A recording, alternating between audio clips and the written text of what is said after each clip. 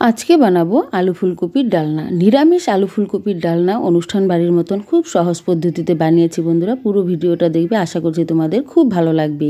এই রান্নাটা করার জন্য প্রথমে নিয়ে নিয়েছি আলু, ফুলকপি আর মটরশুঁটি, সব কিছু রেডি করে নিয়েছি। এবার এই রান্নাতে চলে যাব। কিভাবে কি করব পুরো ভিডিওটা দেখতে থাকো, আমার সাথেই থাকো। এর জন্য মশলা তৈরি করে নিব। আগে নিয়ে নিলাম আমি 3 টেবিল স্পুনের মতো পোস্ত, আর নিয়ে নিয়েছি 6-7টা কাজু, আর দিয়ে দিব কয়েকটা কাঁচা লঙ্কা। কাঁচা লঙ্কা আমি এখানে 3টে দিয়েছি।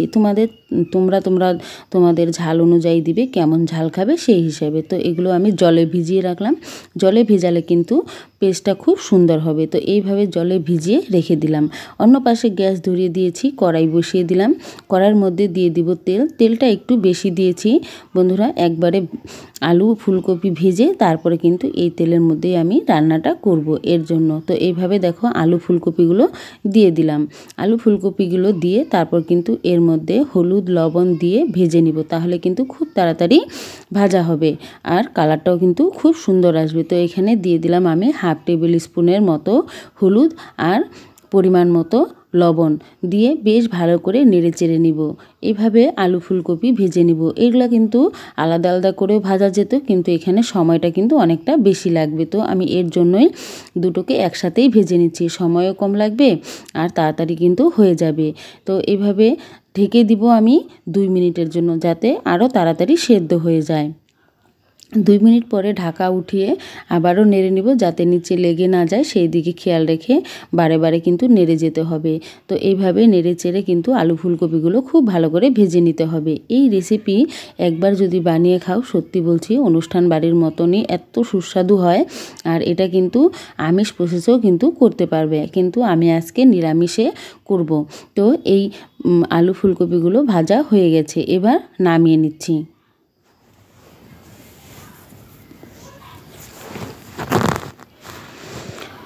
সবগুলোই এইভাবে নামিয়ে তারপর কিন্তু একে একে সব কিছু দিব। তো এই কড়ার মধ্যেই দিয়ে দিব আরও একটু তেল।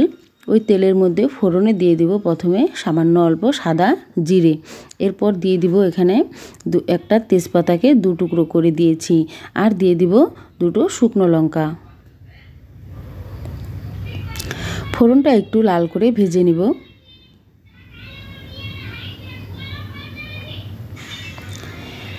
এবার এখানে শুকনো উপকরণগুলো দিয়ে দিলাম 1/2 চামচের মতো ধনিয়ার গুঁড়া, 1/2 চামচ দিয়ে দিলাম আমি জিরার গুঁড়া, আর 1/2 চামচ দিয়েছি লঙ্কার গুঁড়া। তো এই মশলাগুলো যাতে পুড়ে না যায় তার জন্য সামান্য একটু জল দিয়ে দিলাম। এবার ভালো করে মশলাটাকে ভেজে নিব। এইভাবে মশলাটা ভেজে নিলে তরকারির স্বাদটাও কিন্তু অনেকটাই ভালো হবে, আর মশলাটা কিন্তু পুড়ে যাবে না।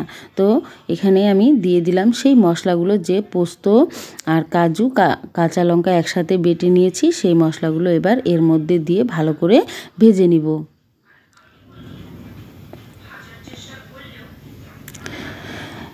খুব সুন্দর করে কষিয়ে নিব। এবার দিয়ে দিলাম আমি 1/2 টেবিল স্পুন হলুদ, আর দিয়ে দিব কালারের জন্য কাশ্মীরি লঙ্কার গুঁড়ো 1/2 টেবিল স্পুন, যাতে কালারটা খুব সুন্দর হয় এর জন্য।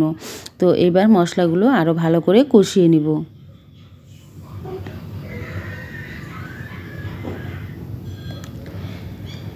এইভাবে মশলাটা যখন কষাবে দেখবে এইভাবে সাইড থেকে কিন্তু তেল ছেড়ে আসবে, আর মশলাটা দেখতেও কিন্তু অনেকটা সুন্দর হবে। যখন এইভাবে তেল ছেড়ে দিবে তখনই বুঝে নিতে হবে মশলাটা কিন্তু কষানো হয়ে গিয়েছে। তো এইভাবে দেখো মশলাটা কষানো হয়ে গিয়েছে কিন্তু। এবার এর মধ্যে সেই আলু আর ফুলকপিগুলো যে ভেজে রেখেছি, সেই আলু ফুলকপিগুলো এবার দিয়ে দিব। আর মটরশুঁটিগুলো এখন আমি এর মধ্যে দিয়ে দিচ্ছি। যেহেতু এগুলো কাঁচা, এর জন্য এখানে হালকা ফ্রাই করে নিব, তাহলে কিন্তু বেশ সুন্দর খেতে লাগবে। তো এইভাবে দেখো সব কিছু একসাথে মিশিয়ে নিব। যেহেতু এগুলো আগে থেকেই খুব ভালো করে ভেজে রেখেছি, এর জন্য খুব একটা বেশিক্ষণ ভাজতে হবে না, সামান্য 2 থেকে 3 মিনিট ভেজে নিলেই কিন্তু হয়ে যাবে। আর এখানে দিয়ে দিলাম আমি পরিমাণ মতো লবণ। আলু আর ফুলকপি ভাজার সময় যেহেতু লবণ দিয়েছিলাম, এর জন্য এখন আমি খুবই অল্প পরিমাণে লবণ দিয়ে দিলাম। আর মটরশুঁটি সেদ্ধ হতে তেমন একটা সময় লাগে না, অনেক তাড়াতাড়ি কিন্তু সেদ্ধ হয়ে যায়। এই ভাপে ভাপে যতটুকু রান্না করব তাতেই কিন্তু মটরশুঁটিগুলো সেদ্ধ হয়ে যাবে। আর অবশ্যই এখানে গরম জল ব্যবহার করবে, তাহলে তরকারির স্বাদটা কিন্তু অনেকটাই ভালো হবে। আমি জল গরম করে রেখেছি, সেখান থেকে জল দিয়ে দিলাম।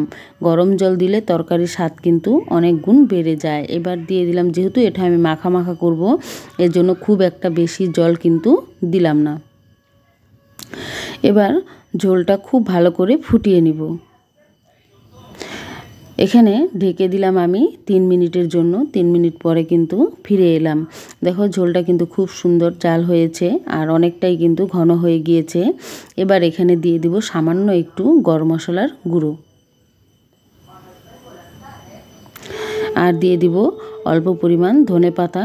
শীতের দিনে কিন্তু এইরকম ধনেপাতা দিয়ে রান্না করলে বেশ ভালো লাগে খেতে। ধনেপাতা দিয়ে নেড়েচেড়ে নিলেই কিন্তু তৈরি হয়ে যাবে আলু ফুলকপির ডালনা, অনুষ্ঠান বাড়ির মতন। আর এতই সুস্বাদু হয় এই রেসিপিটা, একদিন রান্না করে খেলে তাহলেই বুঝতে পারবেন। তো এতক্ষণ ভিডিওটা দেখার জন্য সবাইকে অনেক অনেক ধন্যবাদ। যারা আমার প্রতিনিয়ত ভিডিওগুলো দেখো তাদেরকেও আমি অনেক অনেক ধন্যবাদ জানাই। আর এইভাবে আমার পাশে থাকার জন্য সবাইকে অনেক অনেক ধন্যবাদ জানাই। আর এইভাবে দেখো আলু ফুলকপির ডালনাটা কিন্তু আমার রেডি করা হয়ে গিয়েছে। তো এবার একটা প্লেটের মধ্যে আমি সার্ভ করে দেখিয়ে দিচ্ছি। এটা ভাত রুটি সব কিছুর সাথেই খেতে কিন্তু অসাধারণ লাগে। তো এইভাবে একটা বাটির মধ্যে দেখো কত সুন্দর হয়েছে, দেখতেও যেমন সুন্দর হয়েছে, খেতেও কিন্তু অনেকটা লোভনীয়।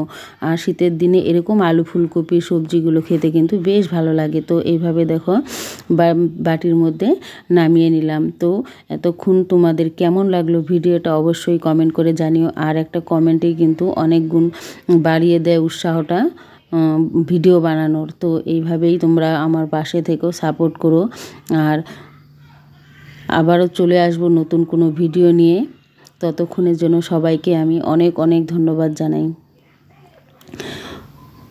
নিত্য নতুন ভিডিওগুলো পাওয়ার জন্য কল্পনা মণ্ডল রান্নার রেসিপিতে চ্যানেলটা সাবস্ক্রাইব করে রেখো আর বেল আইকনে প্রেস করে রাখো, তাহলে নোটিফিকেশন পৌঁছে যাবে সবার আগে তোমার কাছে।